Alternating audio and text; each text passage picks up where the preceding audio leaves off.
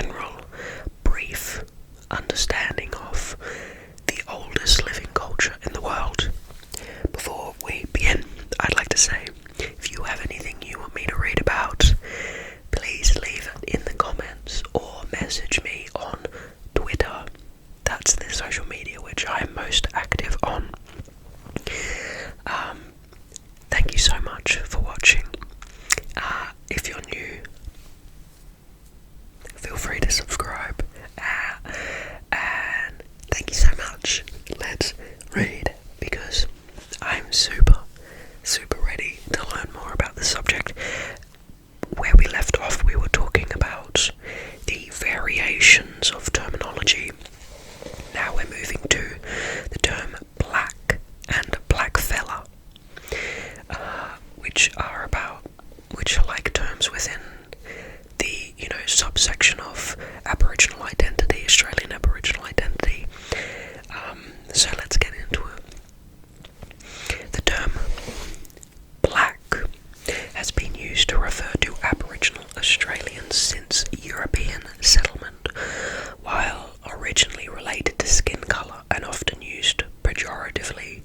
The term is used today to indicate Aboriginal heritage or culture in general, and refers to any people of such heritage, regardless of their skin pigmentation.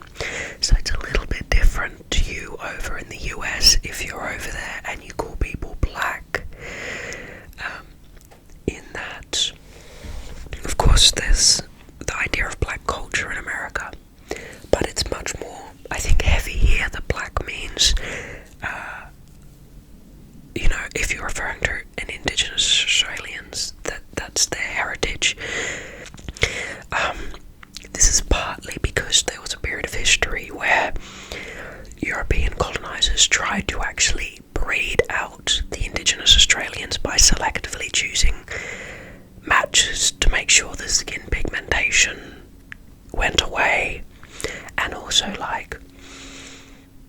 in the end, your culture and heritage is something that you inherit through your family, and not something which indicated exactly by the ratio of pigmentation or your genetics.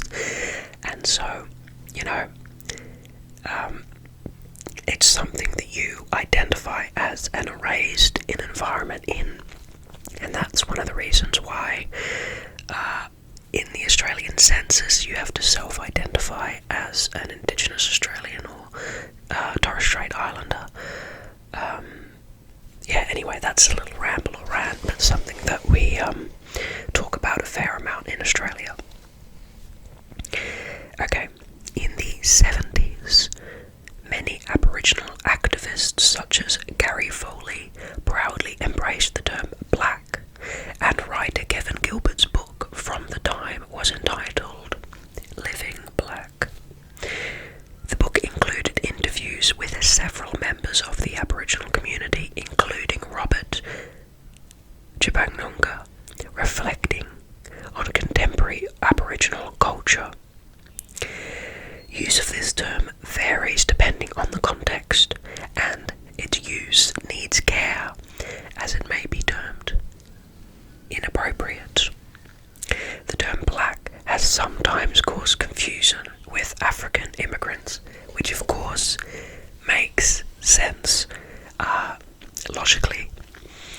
So, of course, if you're going to refer to someone and you're not Indigenous to Australia, perhaps think about the variants of the terminology, like First Nations or something like that we talked about before. A significant number of Aboriginal and Torres Strait Islander people use the term black fella, black, no space, F-E-L-L-A, fella, and its associated forms to refer to Aboriginal Australians. Despite this, non-Aboriginal people are advised to avoid the term. Now we talk about black culture. This isn't black culture in terms of how perhaps you'd see it in American black culture. This is black without a C, B-L-A-K. I'm not sure if that's reversed for you or not, but whatever.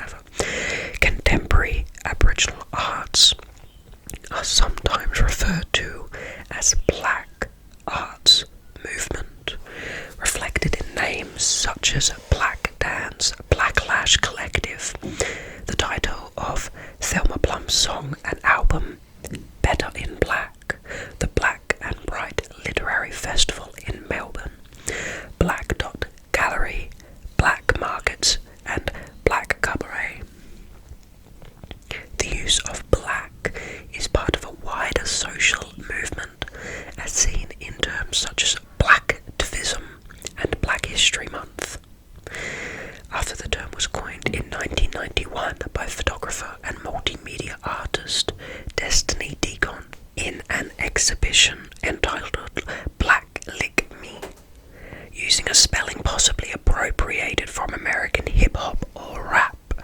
The intention behind it is that it reclaims historical, representational, symbolic, stereotypical, and romanticized notions of black or blackness, and expresses taking power and control within society that does not give its Indigenous peoples much opportunity for self-determination as individuals and communities.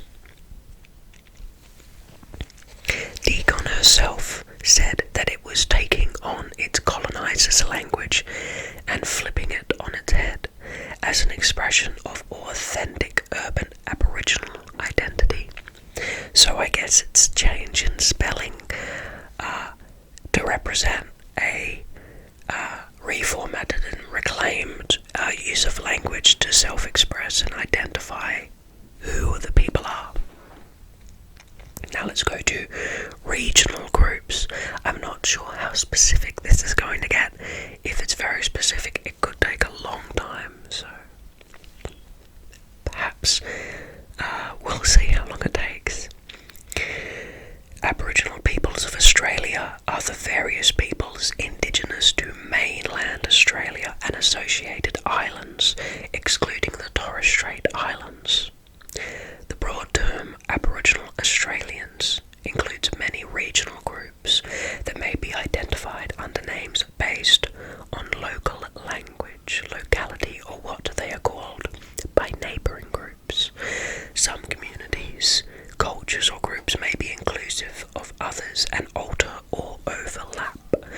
Significant changes have occurred in the generations after colonisation. This may be slightly confusing, but yeah, there are local names, and then there are larger names of nations and stuff like that, which may be bigger than names of mobs. The word community is often used to describe groups identifying by kinship, language, or belonging to a particular place or country. A community may draw on separate cultural values, and individuals can conceivably belong to a number of communities within Australia.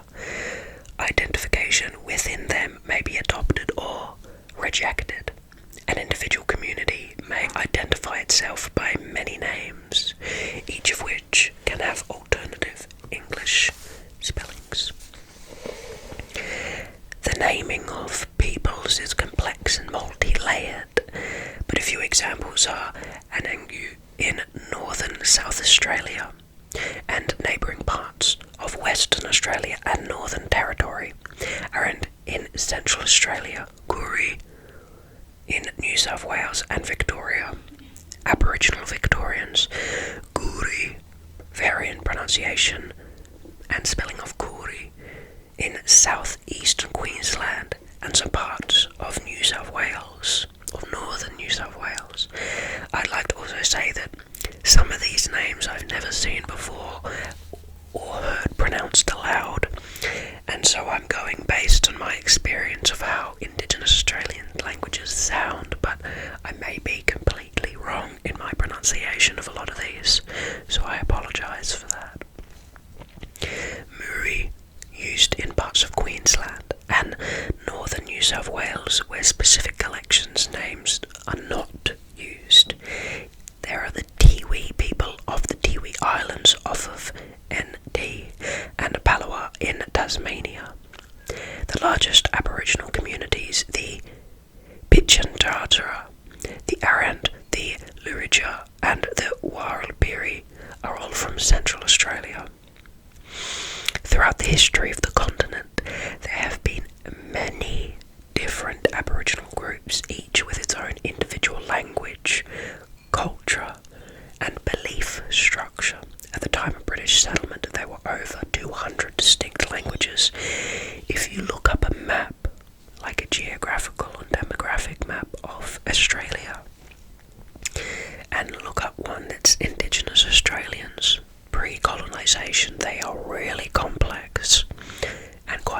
fascinating. The Tasmanian Aboriginal population are thought to have first crossed into Tasmania approximately 40,000 years ago via a land bridge between the island and the rest of mainland Australia during the last glacial period. Estimates of the population of the Aboriginal people of Tasmania before European arrival are in the range of 3,000 to 15,000 people, although genetic studies have suggested significantly higher figures, which are supported by indigenous oral traditions that indicate a reduction in population from diseases introduced by British and American sealers before settlement. The original population was further reduced to around 300 between 1803 and 1833 due to disease. Despite over 170 years of debate over who or what was responsible for this near extinction, no consensus exists on its origins, process, or whether or not it was genocide. However, using the UN definition, sufficient evidence exists to designate the Tasmanian catastrophe as a genocide. A woman named Dragunana, often referred to as Dragunani, who died in 1876, was, and still is, widely believed to be the last of the full-blooded Tasmanian Aboriginal people. However, in 1889, Parliament recognised Fanny Cochrane Smith as the last surviving full-blooded Tasmanian Aboriginal person. The 2016 census reported that 23,572 Indigenous Australians in the state of Tasmania. Now, let's go and learn about Torres Strait Islanders. The Torres Strait Islander people possess a heritage and cultural history distinct from Aboriginal traditions. The Eastern Torres Strait Islanders in particular are related to Papuan peoples of New Guinea and speak a Papuan language. Accordingly, they are not generally included under the designation of Aboriginal Australians. This has been another factor in the promotion of the more inclusive term Indigenous Australians, basically meaning that it's more correct. 6% of Indigenous Australians further identify themselves as fully Torres Strait Islander. A further 4% of Indigenous Australians identify themselves as having both Torres Strait Islander and Aboriginal heritage. The Torres Strait Islands comprise over 100 islands, which were annexed by Queensland in 1879. Many Indigenous organisations incorporate the phrase Aboriginal and Torres Strait Islander to highlight the distinctiveness and importance of Torres Strait Islanders in Australia's Indigenous population. Eddie Marbo, who I studied in high school, who did a very cool speech, was from Muir of Murray Island in the Torres Strait, which was famous for the Marbo decision of 1992 involved. Now let's see the other groupings. Aboriginal and Torres Strait Islander people are sometimes referred to themselves by descriptions which relate to their ecological environment, such as saltwater people, for coast dwellers, including Torres Strait Islander people, freshwater people, rainforest people, desert people, or spinifex people, the latter referring to the Pillar Nguru of Western Australia. Several settlements of humans in Australia have been dated to around 49,000 years ago, which is insanely old in terms of ancient history. There aren't many settlements in general that we have dated back so far. We have evidence of humans before that, but evidence of settlements are far and few between. Luminescent dating of sediment surrounding stone artifacts at Majibebe, a rock shelter in northern Australia, indicates human activity at around 65,000 years BB. Genetic studies appear to support an arrival date of 50 to 70,000 years ago. The earliest anatomical modern human remains found in Australia and outside Africa are those of Mungo Man, and they have been dated at 42,000 years old. The initial comparison of the mitochondrial DNA from the skeleton known as Lake Mungo 3, LM3, with that of ancient and modern Aboriginal peoples indicated that Mungo Man is not related to Australian Aboriginal peoples. However, these findings have been met with a general lack of acceptance in scientific communities. So there is definitely a need for further study there.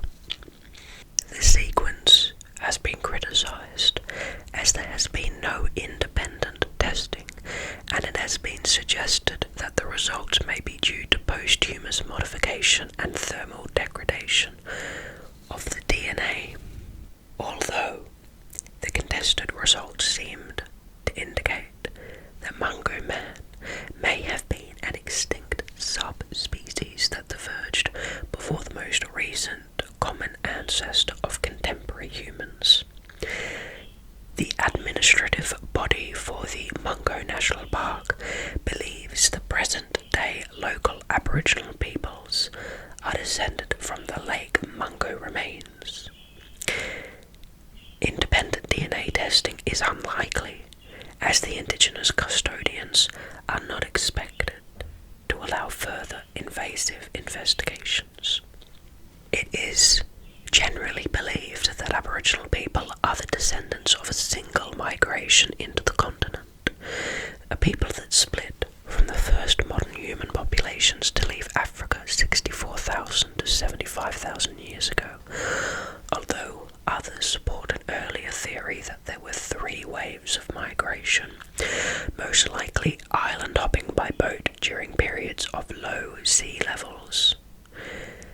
Recent work with mitochondrial DNA suggests a founder population of between 1,000 and 3,000 women to produce the genetic diversity is observed, which suggests that initial colonization of the continent would have required deliberate, organized sea travel involving hundreds of people.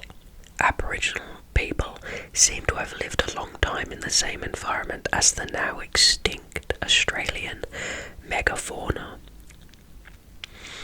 Now let's have a little dip into genetics. Genetically, while Australian Aboriginals are most closely related to Melanesian and Papuan people, there is also another component that could indicate South Asian admixture or more recent European influence. Research indicates a single founding Sahel group, with subsequent isolation between regional populations, which were relatively unaffected by later migrations from the Asian mainland, which may have introduced the dingo 4,000 to 5,000 years ago. If you don't know what the dingo is, it's the apex predator in Australia, and it's a wolf-like species, but unlike wolves, they behave differently. A pure Australian dingo only hang out in a romantic pair of 2 parents usually. So you'll have 2 at a time, whereas a wolf will normally form a pack. That's one of the differences. And so there are hybrids of domesticated and feral dogs that have gone out and mated with dingoes, and there you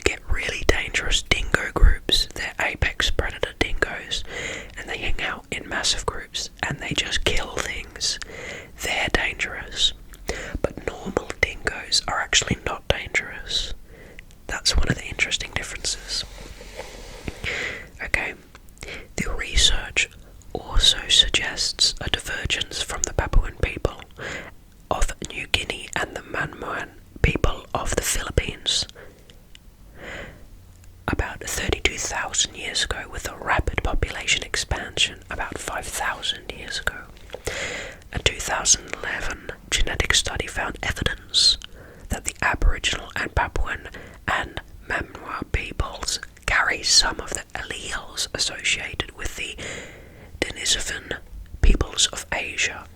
Denisovan is another subspecies of human that some people carry a small percentage of in their DNA. Like Neanderthal, some people carry some extra Neanderthal DNA. Stuff like that. Very interesting. Not found amongst populations in mainland Asia, so that's a good indication that perhaps their lineage are from somewhere else.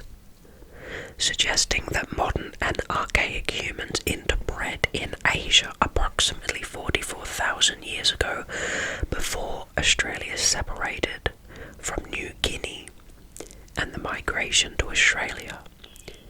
A 2012 paper reports that there is also evidence of a substantial genetic flow from India to northern Australia, estimated at slightly over 4,000 years ago, a time when changes in tool technology and food processing appear in the Australian archaeological record, suggesting that these may be related. Aboriginal Australian men have haplogroup CM347 in high frequencies, with peak estimates ranging from 60.2 thousand to 68.7 thousand. In addition, the basal form K2 KM526 of the extremely ancient haplogroup K2, whose subclades haplogroup R, haplogroup Q, haplogroup M, and haplogroup S can be found in the majority of Europeans, Northern South Asians, Native Americans, and the indigenous peoples of Oceania, has only been found in living humans today amongst Aboriginal Australians. 27% of them may carry K2, and approximately 29 of the Aboriginal Australian males belong to subclades K2B1, aka M and S. A lot of information there towards the end I was lost in, to be honest. But I know that haplogroups are a really important way to track your genetic history, and I know some people in my family have tracked their haplogroup male genetic heritage. Aboriginal Australians possess deep-rooted clades of both mtDNA haplogroup M and haplogroup N. Now quickly, before we finish this video, let's just look at Torres Strait Islands. Although it is estimated that people migrated from the Indonesian archipelago and the New Guinea to mainland Australia about 70,000 years ago, as of 2020, evidence of human settlement has only been uncovered by archaeologists dating back to about 25,000 years ago. Very interesting. Okay, well, thank you so much for watching this video. It's interesting thinking about evolution, thinking about early migration of humans, to try and, use whatever tools we can to track where people are coming from time to time and guess what we were doing. I find it really fascinating to think that if there is evidence that we had a large migration to Australia, thinking about, 49,000 years ago, what kind of large-scale boating happened before most of the rest of the planet, had no clue about boats. What kind of boating was there? Can you imagine a boat of multiple boats travelling together, of multiple hundred people coming to purposely colonise Australia? That's such ancient history. It would have been something just so fascinating and new. And I wonder what kind of history they had. Did they have knowledge of ancestors of theirs using boats, or were they the first to do so? Interesting as always. Thank you so much for watching. I love all of you, and I'm super happy that you have been enjoying my new videos and seeing me come back. I've loved this break. I love reading, and at the moment this has been one of the only times where I've been able to, consistently find a time to read and learn, aside from my university studies. So thank you so much for providing me with this outlet, supporting me, and I hope I'm supporting you too. Thank you, and I will see you in the next video. I hope you have a good rest